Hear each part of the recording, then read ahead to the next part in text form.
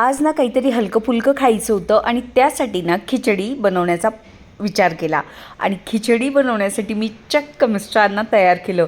कांदा तर काय भारी कापला. इथे उन्नतीची लुडबुड सुरूच होती. मी सांगितलं मिस्टरांना, "आज ना जरा मला आराम करायचा आहे. जेवण बनवण्याचा कंटाळा आला आहे. तुम्हीच सगळं बनवा."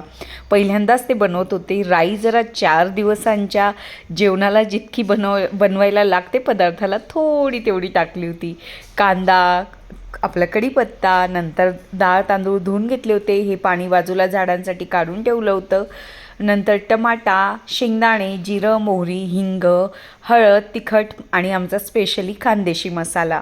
खानदेशी लोकांना खिचडी इतकी प्रिय आहे की आजारी पडल्यावरती सलाईन जितकी महत्त्वाची असते ना, सलाईन तितकीच खिचडी नाही खाल्ली तर आम्हाला तेवढा विकनेस येतो. बरं, हा तांदूळ मिक्स करण्यासाठी मिस्टर चमच्यानं जोरजोरात कुकरमध्ये वाजवत होते. मायवं आता कुकर फोडतीन की काय, असं अहिराणी भाषेत बोललं जातं. एकदाची खिचडी झाली आणि मस्तच झाली. त्यासोबत आम्हाला लोणचं आणि पापड हवंच.